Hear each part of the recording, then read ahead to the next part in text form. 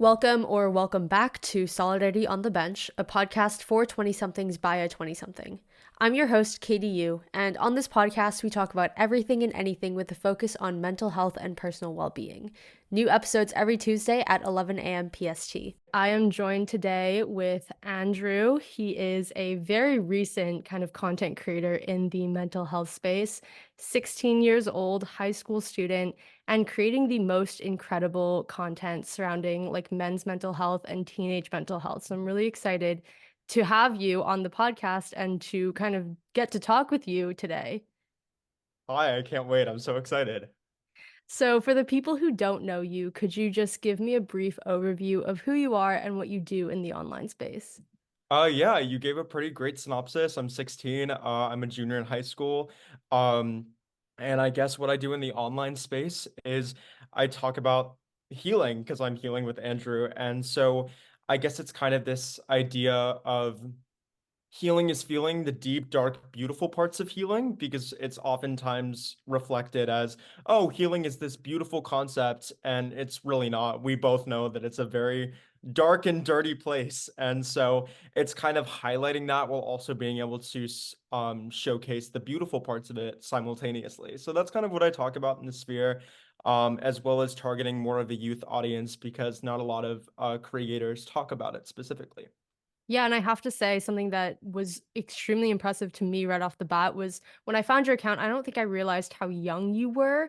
We don't have voices like yours in the online space in mental health. Like it is very rare that we do have quote unquote authentic people in the mental health who like share their experience with healing, but very, very, very rarely.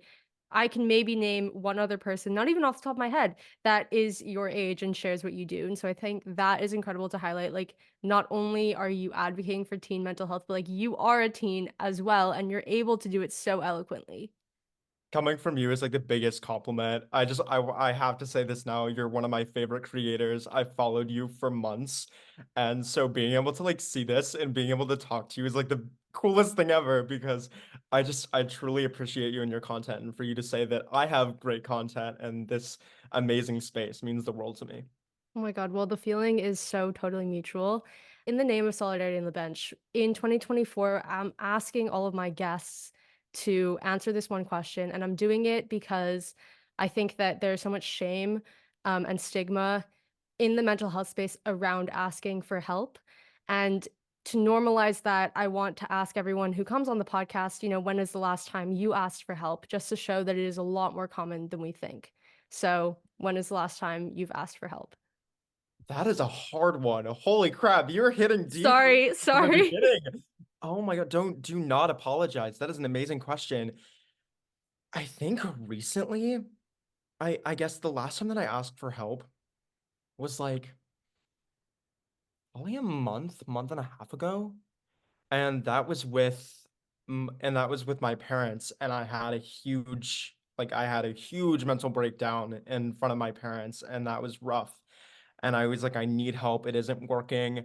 Um, and I communicated some things that were just kind of happening in therapy that just weren't really supporting me. And it's kind of just an emotional intelligence barrier. And so I asked for help recently, and I went to a psychiatrist. I had a meet and greet on Friday, and so my parents helped me with that, and I'm doing neuromodulation and mind mapping. Hmm. So I think that was the most recent time that I've asked for help, and which is crazy to think about that that was like a month and a half ago. Thank you for sharing and thank you for your vulnerability with that story as well. So, I want to talk a little bit more about your content, especially like the men's mental health and also teen mental health. So, you post a lot about your own healing journey. I was just kind of typing just now because I was like, I actually want to know, what does healing mean to you? Healing means, I mean, I guess it's kind of a trademark now. Healing is feeling. Like that's literally what it is. And that's the advice that I give everyone. And oftentimes, I get so many questions like, how can I heal? How can I work on healing? And the answer that I always say is let yourself feel it all. I think that oftentimes, like, we have this notion that healing is, oh, like, we need to make everything look aesthetic, and I need to, like, make my space look like the most beautiful thing, and I have to make my life look healthy, because oftentimes when we see healing with these people, it's oftentimes being like healed, and healing is a process, not an end destination. I think that healing is consistent. Like you never, like I don't think that I have ever been able to say, and I don't think that I will ever be able to say that I'm completely healed. And I think that that's because healing is always a process. There are always going to be detrimental, I guess, milestones in a way, which I wouldn't consider them positive milestones, but there are sometimes blocks in the road. And that's always inevitably going to happen. And so healing is feeling, and healing is a process and not a final destination. And so healing does not equal healed. And I think that that's kind of my definition of healing. I love what you kind of said about like healing is a destination, healing is a process, not a destination. Because when I was in college, like the end of my college years, I got so frustrated when I was like, oh my God, there's so many things that I kind of need to work on, and like these narratives that are still living within me that like I thought I had gotten over, something has come up and like they're coming back now. Like I thought we were done with this, and I had like this big frustrated like mental breakdown. And one of my friends said, you do the work to be able to live a life. So let yourself live, let yourself feel it all, but also like don't put pressure on yourself to be at a certain place at a certain time and to have it all figured out, because the process of healing is just that. It's a process and it's going to take some time. And I take that with me and I think about it a lot in the sense that like there are always going to be things that I'm going to need to work on and to heal from, but that doesn't, like, being in the healing stage of recovery doesn't mean that I can't live my life and enjoy where I'm at right now. And I think that that's also a common misconception with healing is like when you're healing, it's going to be like awful forever. And if it's awful forever, that's your whole life. You don't want it to be awful forever. So just also allowing yourself, I think, to, as you said, like feeling all of the feelings, both the good and the bad. And I think that we need to emphasize that you are like you can feel the good as well in this process, and I don't think I realized that, even 2 years ago. So it's really incredible to hear you be able to articulate that, and then also, you know articulate that verbally right now and also through your content. The way you speak is actually so enthralling. I hope you know that. Like Oh my every God, time thank you you. speak, like I have to take a step back and I'm like, holy crap, like this person is real. Like you're actually real. And the way that you're just like you're physically tangible and you're able to like vocalize these things is just, oh my gosh, your intelligence. And I know that I've told you that, and I wish that I told you more, but your intelligence is just, oh my God, it is so captivating. And so I Thank have to tell you. you this now. I have to say, a little bit of Katie lore is that I actually don't have a voice in my head. So every time I speak, I have no idea what's going to come out. It just kind of comes out, which is why podcasting works so well for me because I'm able to record every time I have a thought. Because if I didn't speak it out loud or write it down, it would leave me. I don't know what I'm going to say half the time. It is a little scary to podcast. So I really, really, really appreciate that. Absolutely. We both love our voice messages and podcasts. So Yeah, we do. I know that healing with Andrew is kind of, I would assume, actually, I don't know this, but I would assume that it's a space that you need or you needed when you were younger, you still need now. And it's like this community on the internet that like is safe specifically for men as well. And so I want to ask who or what inspired you to post the content that you do? I don't know who, but I think that I know what my what and I know what my why is. And I Mm, think some of the most notable experiences is I always have to go back to my why. And something that truly inspired me to share my experience was actually I was at my county student government. So I'm the county vice president for my student government, and I was facilitating a roundtable, but instead of like me asking them questions, they asked me questions, and I did a mental health roundtable, and it was the first time that I like genuinely opened up about my experience. And that night I wrote like a 3-page essay, and it's called my why essay. And on December 16th of 2022, I posted that on my Instagram and on my personal Instagram. And the amount of comments and the amount of people and the amount of messages that I received was absolutely insane, to be able to be like, holy crap, there are so many people that are facing this. And a huge like experience that I talk about was lacking a sense of brotherhood when I was mm, young. And that is kind of showcased within my content, trying to generate like a more like male audience. And obviously my content's very versatile, so it's meant for all people and all teens and adults and everyone. But when it's specific to men, I think that a lot of us lack that sense of brotherhood without even like vocalizing it.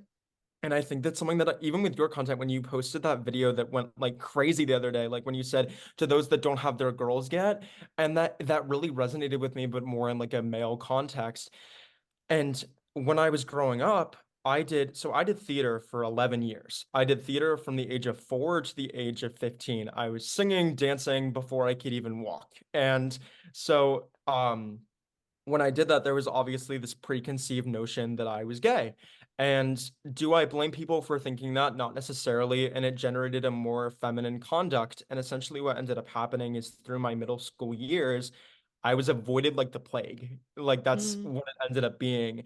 And all these guys, they either used me for homework answers or they wanted to be friends with me behind closed doors, but they never wanted to be like, oh yeah, he's my friend, or like, oh yeah, he's super weird, like he's definitely gay.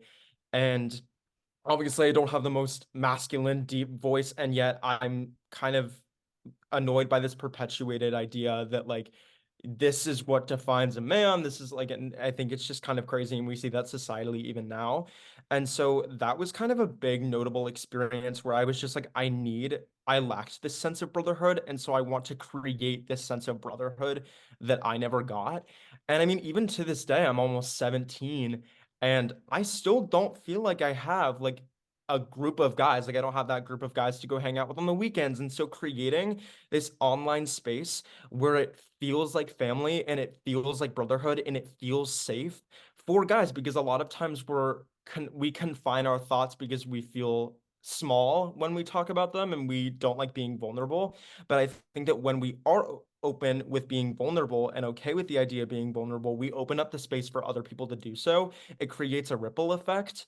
And I'm sure as a content creator as well in the mental health sphere, you've noticed that as well. Like when you're vulnerable, more people are more likely to be vulnerable. And oftentimes, and not oftentimes, but sometimes that can go a little bit overboard.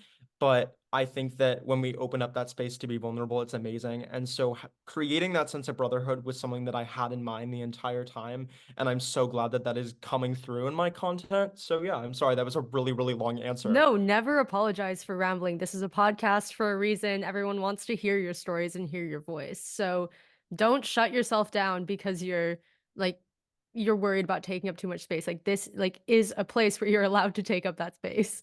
I love what you said specifically about masculinity when it comes to mental health because I think the one reel that you posted that blew up was one of you crying. And I was reading a lot of the comments and everyone says like let's normalize this, like men cry too, all of these things. But they were all comments from women.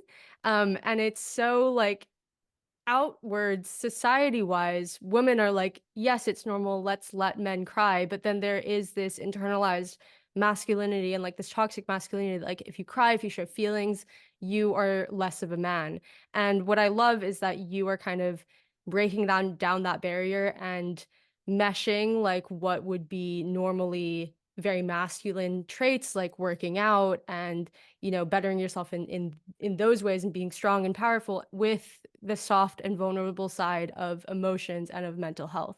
And so again, I'm just so impressed that like you're able to do this and then also know that you're doing this, you know what I mean? Like at such a young age, I think when I was younger, I was always fascinated by the thought of toxic masculinity, but as a woman was never able to really truly understand what it meant. And I know that I never will because I never grew up as a guy. But especially in high school and college, like the sphere socially of men who belittle other men for having feelings, like we don't talk about that enough. Or maybe we do talk about it, but we talk about it in the wrong ways, in which we still don't let men cry and let men have feelings. And so I know you don't have the answers, but I would love to hear your perspective on how we can kind of start to destigmatize that as a generation or as a society. Like, what are ways that we could help our youth and the guys in our lives express emotion as either women or just outsiders, bystanders in this phenomenon. I love that you say, I know that you don't have the answers because there's not one objective answer. We don't talk about enough in the mental health sphere that, like, it is not one size fits all directives that support people. And I think that that's kind of like a goodness gracious, I couldn't think of the word disparity. I think that's a disparity in the sense of like we oftentimes are like, oh, well, this one thing is going to solve this issue, this issue, this issue, and this issue. And it's like, no, it's not. It's such a vast spectrum. And so I think that's something that has helped me. And again, I am more open to being sensitive. So this is coming from a lens in which I am open and I am vulnerable. But simple things like I'm thinking of you, or hey, I'm opening up this space for you to share if you're comfortable or uncomfortable or not. I'm always here for you and I want to acknowledge that. But I think that's something that has supported me a lot. And I kind of send this out to my guys first. Give your love to your brothers. It Mm. is the most it means so much. And I don't know if this is also like in the female experience, but I've talked to a couple of my girlfriends that are like, oh yeah, compliments from girls actually mean more. So it's kind of like, oh, well, the girl's like, oh, well, a guy says you're pretty, but then it's like the pretty girl walking across the street said that you're pretty. And so you're like, oh my goodness, like that means so much. And so I guess in a male context, like it means a lot when I get a compliment from another guy being like, oh, hey, you look good, or like, hey, I'm always here for you if you need it. Like, love you, brother. Like, these little sentimental things mean a lot. Even it doesn't have to be something extreme like, hey, can, like, do you need to cry? Do you need to feel this emotion? It's literally just being like, I'm opening up the space for you to do so. Um, in whatever way that you would like to. And I think that again, just sending off that message, whether you're a girl or a guy, just sending it off to guys because we oftentimes don't get them a lot, being like, hey, I really care about you. I really appreciate you. Hey, I've had you on my mind. Like it doesn't have to be, hey, do you need to talk? It's just being like, hey, I'm thinking of you. Hey, I appreciate you. Hey, I love you. And those things mean so much more than people will ever know. And I hope that my other guys agree with that. So I think that again, it's just opening up that space in whatever way makes another guy comfortable. And I think that every guy is different, just like every girl is different. So yeah. I think what I was thinking is the things that you're saying is so common in girlhood. Like just the having your girls and being able to text and be like, "I'm thinking about you," or all of these things. It's so common. And I think that in that sense, when we reinforce these gender roles, we forget that like men have feelings too. Like men want flowers too. Men want hugs too. Um, Funny story, I was going on a date with this guy, and this was maybe like our third date, and I felt like I was in the doghouse a little bit for some unrelated reason, and so I was like, "You know what? I'm gonna try to make it up to him, not only by being, like, extra nice and, like, interested in all that those things, and even in the dating space, I'm trying to, like, knock down these gender roles of, like, the guy doesn't always have to plan the first date, like, all of these things, but I bought him flowers, and they weren't, the best looking flowers. They were, like, 3 pounds and on sale, and I gave them to him, and he looked at me straight in the eye and goes, "I have never in my life received flowers." And I was like, "You're joking." And he was like, "I send them to everyone in my life. I send them to my mom, to my sister, to my coworkers, to my friends, but I have never received flowers."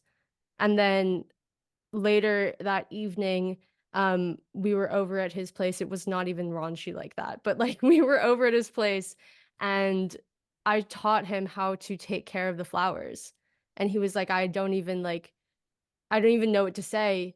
Like, this is gonna stick with me for a very long time because I like, and it was such a simple gesture for me too, to be like, I'm just gonna pop to the shop and get flowers. And I don't think we realize that like everything that we like as women, men like too.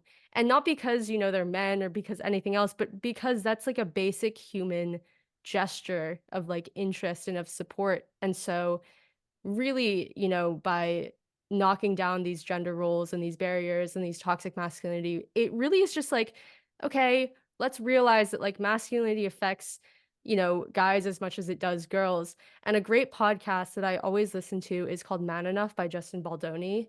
And I think there's Jamie and Liz. Oh my God, That was like really bad. I only know it because Justin Baldoni is literally my idol. But they always talk about kind of like destigmatizing, men's mental health and toxic masculinity. And that's something that I've gotten from them is like, toxic masculinity affects everyone, and we don't ever really kind of talk about that too. And like men are people too. And so giving them spaces to be men and to be people and not really to see them as one thing or another, but just to be a human being is so, so important. I love the idea of just being a human being. That actually means a lot. And I think that's such a cool concept. And by the way, sorry for just having to like ramble with my hair. I was like, you know what? No, I'm gonna do like a hair flip and it's gonna look good. And then it was like, that was not working. So I had to fix it for a hot second. But no, it's okay. anyway. People won't know that unless they listen to the video podcast on Spotify. So don't worry, it's normally just audio. So I have a couple of questions from like the community box on Instagram, and I wanted to ask you less direct questions and kind of open up the conversation more into men's mental health and like what other people are interested in. And so a lot of the questions is again recognizing that this is not a one size fits all band-aid, but from your perspective as a man and as like a young person, how can we help our guy friends if they feel cagey about their mental health and they're not, necessarily open to talking about it? I think it's just showing up again in the lar like it doesn't have to be big, but I know that something that has helped a lot is like following through. I noticed that a lot of people don't follow through with guys, and I mean I think that it's a general experience that a lot of people have. Like people will be like, "Oh yeah, I'll do this and things like that." But I've noticed especially in like the male sphere that it's kind of like, "Oh, he'll understand," like, and it doesn't need to be big, but I think that some of the best moments of my entire life have been the small moments of people genuinely just showing up, being like, "Oh, you have a performance? I'm gonna go. Oh, you have a game? I'm gonna show up." Or my favorite experience ever was one of my best friends. She's in college. She's a freshman in college, and she drove an hour and a half without telling me, drove an hour and a half because she had my location. She drove an hour and a half on a Sunday evening to give me a hug and drive home. That is Like, so sweet. and the fact that like, and I was having the worst day and she had no clue. No clue. And she showed up, and it was the best experience of my entire life. And she is the kindest, most beautiful human being. And she called me the other night in her dorm. And then, like, 2 days before she called me, she texted me and said, I need a 50-mile away Andrew hug. And I just like, and it doesn't even have to be from a girl. It doesn't have to be like a specific person, but those moments of showing up in those small ways make such a huge difference. Or even just like coming over and giving him a hug. Like that's been huge. Just like someone will see something and instead of asking me or saying something, they just come over and they say, "Hey, come here," and they give me a hug. And just like the fact that showing up at the door, showing up to the game, or showing up to something that they're passionate about, I think means so much. And holding on to little details also supports. So it's like you notice a little thing that they enjoy or they like, and you show up with that. And I think that that is the coolest thing ever. And so yeah, I would say that. I think that just showing up and it doesn't have to be asking, "Are you okay?" I think going off of that, what I was thinking is this idea of building trust. And with vulnerability, especially with mental health, what you really need is a space of trust.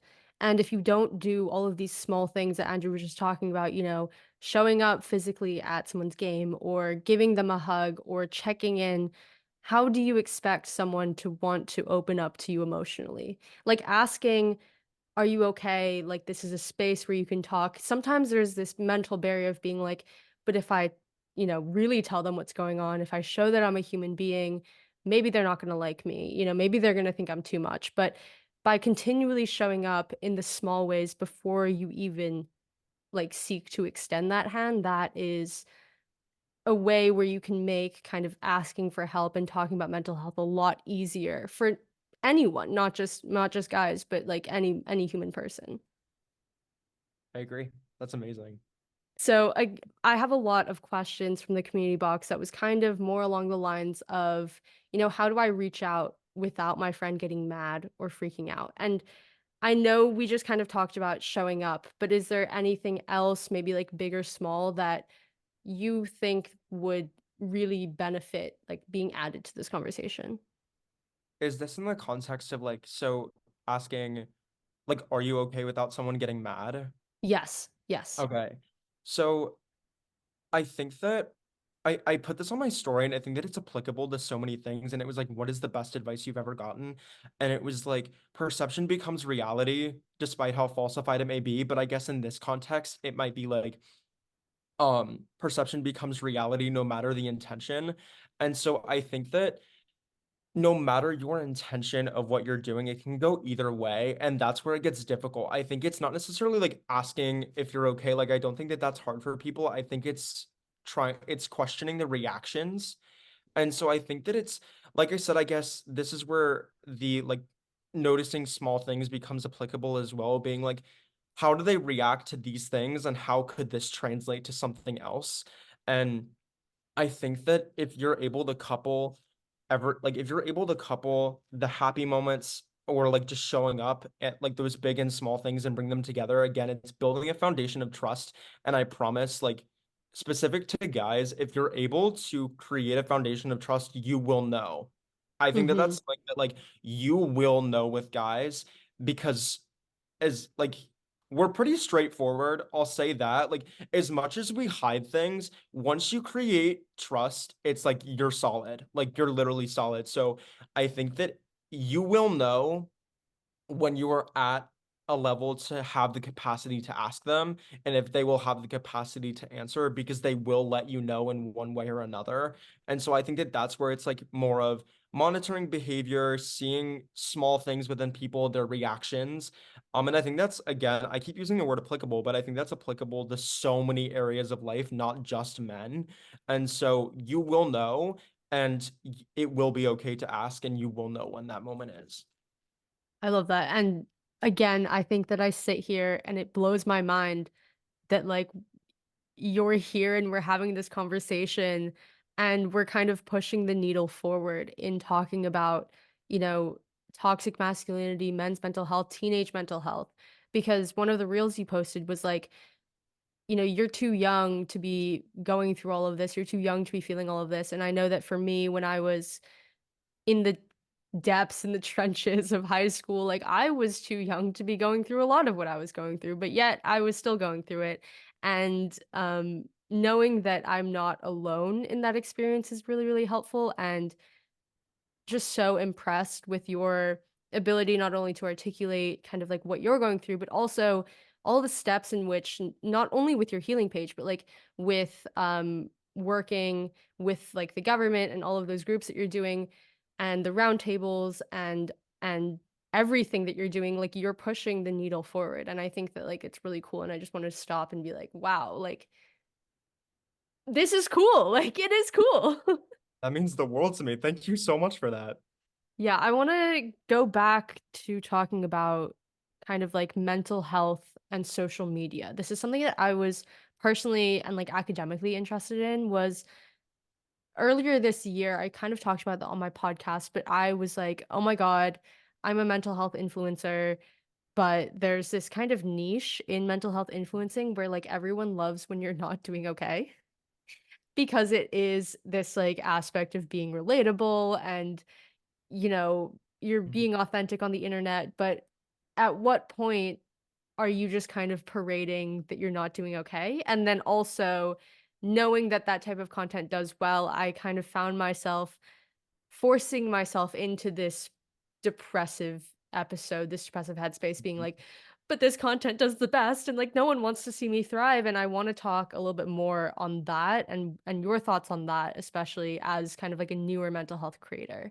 Okay, it is so funny you say this because I was little like I have my notes app and that app has seen the trenches. But anyways, I have a note in there of like all the different content ideas and one of them was like, and I don't know how I'm going to present it, but it was like, why do we have to be sad to go viral?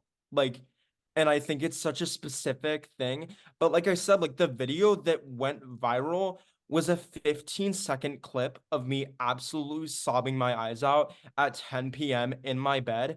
And I mean, I guess, and I'm willing to, and not to like go into that deep place, but like literally, I lost it in the past 2 weeks of that.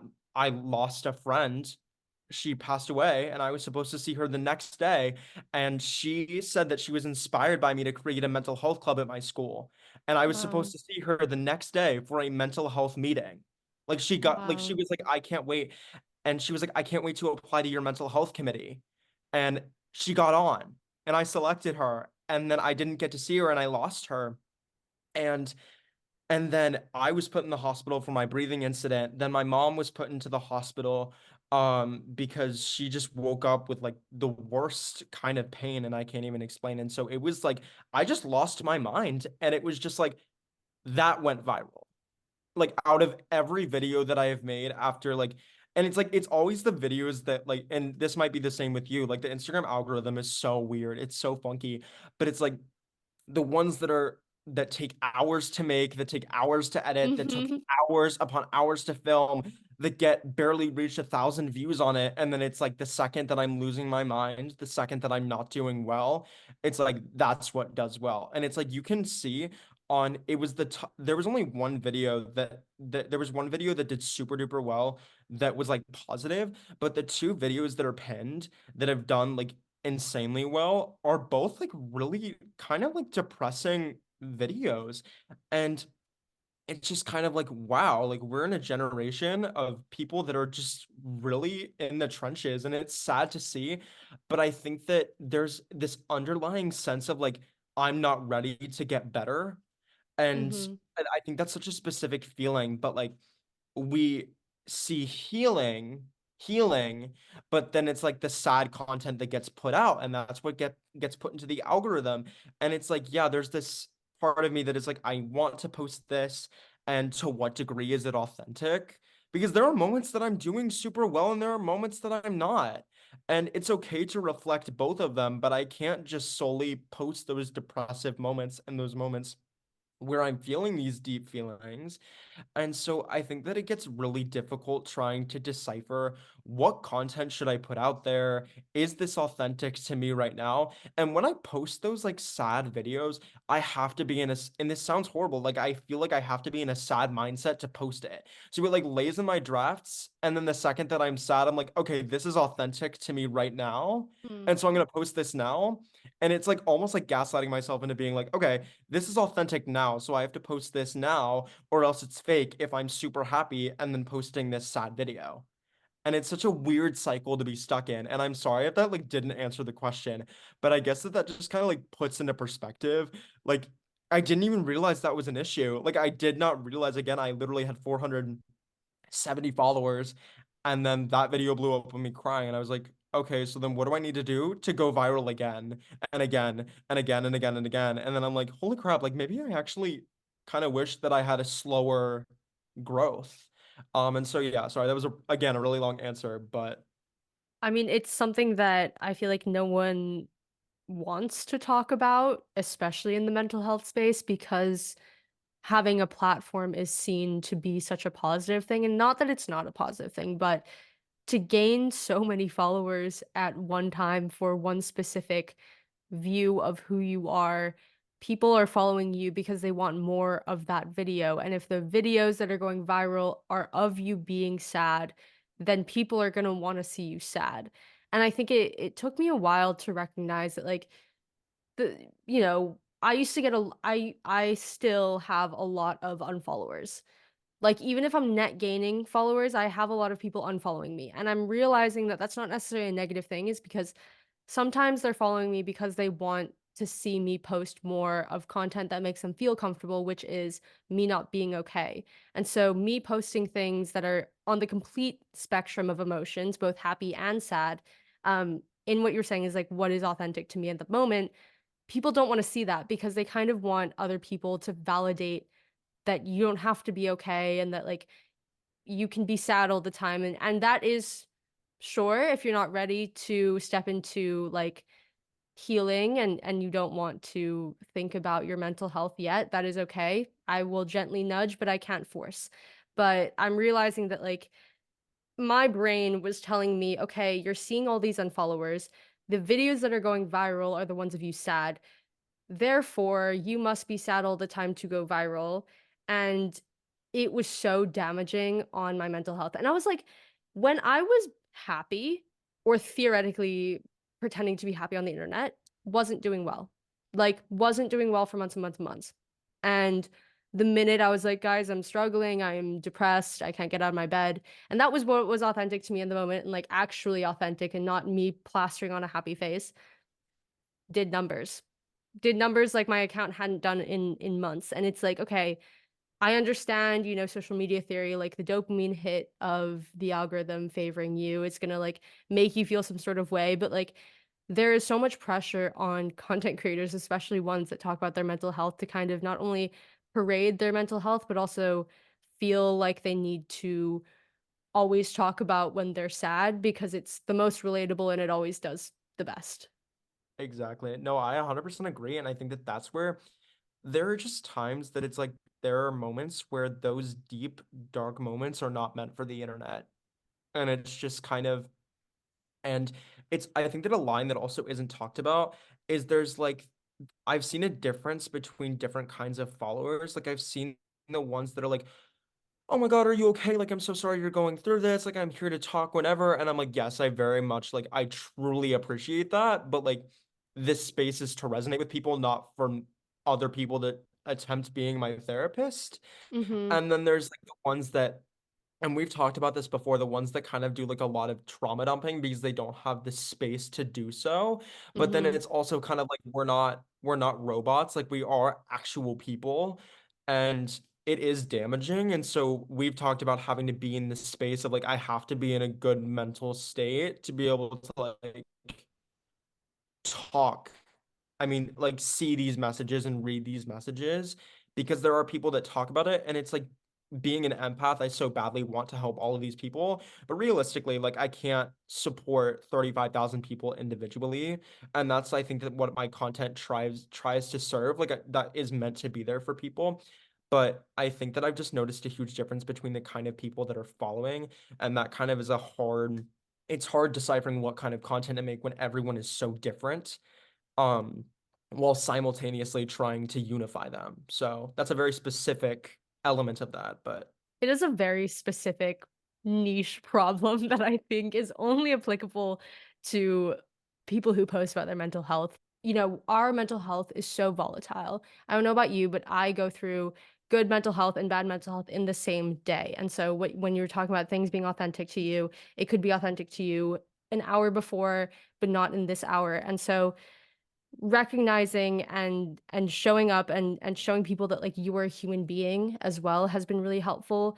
And I also think that when I posted and was like so authentic about being like, guys, I don't know how to show up in this space as a happy version of myself because the algorithm kind of dings that, people are like, but we care about you. And I was like, that is powerful too, is like putting you and your unique spin and your unique voice. And I think you do a really good job about that as well, of like the stuff that you're posting, I keep saying is like it's so unique to you because you were the forefront of people who are going to be posting about men's mental health and teenage mental health. But also like we care about you, you can post however many mindset reels you want, but at the end of the day, I'm not following you for that. I'm also following you because I care about you as a human being and I want to see you do well. And I hope that you know that. And I think that decentering mental health from your life, from your content as well, is helpful in the sense that you don't put that much mental pressure on whether or not you're doing okay or not doing okay and what kind of content that's going to create. Because I saw in myself that when I was in the trenches, the first thing I did was like pull out my phone and take a video of me crying. And then I was like, what in the world am I doing? Like content creation is it shouldn't be that. It should be authentic, but it should not be this like instinct that I have to do. And so again, just like recognizing that you are a person too and that people care about you and like healing is all aspects of your life. It's not just about feeling all your emotions. It's not just about you needing to be a spokesperson. I think that also I'm recognizing as I'm speaking that like maybe there's too much pressure on you to be this next voice that you feel like you need to step into that as well. But like people are following you because they care about you. So let's take a step back and recognize that as well as like we want to see you do well. And the people who are going to be there to support you and continue following also want to see you do well. That means the world to me. How is this real? Holy crap. Oh my gosh, this is crazy. Dude, I don't think you understand how, like, oh my God, this is, oh, you're phenomenal. Thank you so much for that. I'm glad it resonated because at the beginning I was like, I don't know where I'm going with this. I'm just gonna keep talking and hopefully something comes out. But yeah, I think ultimately like that is a reminder that I have to give myself as well is like the people who unfollow me are just looking for me to fit into a box. And just because they have that expectation of me doesn't mean that I need to also have that expectation of myself. Like their reactions are their reactions, and I can't do anything about it. And at the end of the day, I'm going to post what I want to post. I'm going to make the content that I want to make. And I think that what I was saying before, like my page and my space is kind of what I needed when I was younger and like the messages that I wanted to hear when I was younger. And being truly authentic with that and with the content that I'm putting out and like loving everything that I'm putting out because I'm like, this is not that it's the best it can be because then there's perfection and paralysis and imposter syndrome, but like this is authentic to who I am. This is what I want to make. And whether or not this is about my mental health or not, like it could be a silly little fun reel, it could be whatever, but just whatever I want to put out is what I'm going to put out. So, I love that. I love that mindset. I guess the only other thing that I could think about is, I guess, I think I talked about a lot of negative sides of the social media side of things, but I think that I guess some of the positives have been I've gained so many amazing skills. Um, mhm. I've gained a family that I never knew that I would have gotten. And I think that that came with even just you and Sophia. So here's a shout out to like Sophia Carter. Like you two have literally become the big sisters that I never knew I needed. Like the fact that you guys are both so keen on keeping me protected and keeping me safe and making sure that I'm sanctifying my peace first and foremost. Like I think that you guys have taken on a role that you weren't obligated to take on, and yet you did. And so the fact that you reached out to me and you wanted to do this podcast and you wanted to do this, I hope you guys know Katie is the sweetest and most intelligent human you will ever in your life meet. I kid you not. When she sends voice messages, like you can literally hear my voice like shaking. That is literally my reaction to her speaking all the time. Like just her demeanor and her smile and her love is just it comes through in her content and her speaking. Like, and this is coming from someone that has like gained more of like a personal insight. Like I'm saying this as someone that's been able to talk to Katie beyond like a professional, like we're colleagues. Like, no, like it's literally created a family. And so I want to be able to also highlight, I guess, as a final remark, that the family that it has been created and the love that I have received is more than I could have ever imagined because this is kind of a moment where I can say, you know what? Like those experiences that were so detrimental were worth it. Like so worth it. And I'm not saying like, oh, I hope that you guys want to have bad experiences so that you can come out of the other end. That's not at all what I'm saying. But what I am saying is that this is a reminder that even in the trenches, you're able to come out of it. And again, this is not like to be like a flexing type moment, but I mean, at 16, I can now say that like I've been featured in the Baltimore Sun magazine. I've testified before my state legislator. I have a healing page now. Like, this is insane. Like, to put that into perspective, like, I have so much pressure on myself to be like, I need to be better. When I take a step back, it's like, holy crap, like, Andrew, you're 16. You're Mhm. literally 16. And it's just one of those things that to be able to say that I get to do these things is one of the most rewarding experiences of my entire life. And I want to highlight how beautiful that is and how beautiful the people that I've met along the way, including and especially Katie. Like it's one of those things that I really genuinely just need to talk about. And so you guys are all so loved. Your existence matters and healing is feeling. So feel it all, let yourself feel it all. And I'm proud of you and Katie, you inviting me onto this has been the most rewarding experience. And I just want to thank you for that. And I love and adore you. So thank you Oh my for God, I being the adore human you you. are. Thank you. I appreciate that. And what you were saying is like I feel like that's kind of the crux of why I started this podcast, although, like, with the rebrand, we're pretending like the old episodes never happened. But the name Solidarity on the Bench, it originally means like, okay, we can't go through the process of healing together. Like, that is very individual, recovery is individual, but we can also create a community and feel that solidarity of everyone else who is going through this at the same time. And I love what you said, like, it is true being a mental health influencer, while it does have its downsides that people don't really talk about, and I kind of harp on a lot because I feel like people don't talk about it.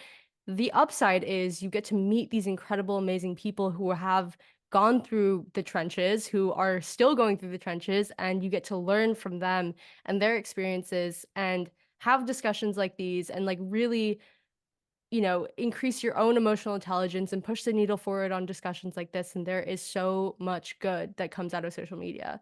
So thank you for mentioning that. Thank you for reminding me. Thank you for all of the love. It means so much. You're so welcome. Thank you so much for having me on the show. Oh Well, my the gosh, show, of the course, pod. the show. So at the end, I want to give you 30 seconds to promote whatever you want, whether that be your Instagram or anything else cool that you're doing. The floor is yours. I guess as a final remark, I am so excited to continue my healing page journey. So excited. And I am continuing my work on the youth nonfiction mental health novel with the New York Times and Washington Post journalist. And that is currently in the works, being able to share my story to a greater audience. And so those are some pretty big projects that I'm working on, and I can't wait to continue sharing my story and my vulnerability. So I love you all. Thanks for coming, and thanks for inviting me, Katie, and thanks for the 30-second spiel. And all of Andrew's links will be down below. So if you want to check out his healing page that we have talked so extensively about, that will be in the description. And thank you again, Andrew, for coming on. I really appreciate your time and your vulnerability. You're so welcome. Thank you. Thank you for listening to another episode of Solidarity on the Bench with KDU. If you enjoyed this podcast or want to submit a question for future guests, you can follow the podcast Instagram at SolidarityPod or follow the host at katie.eu. See you next Tuesday.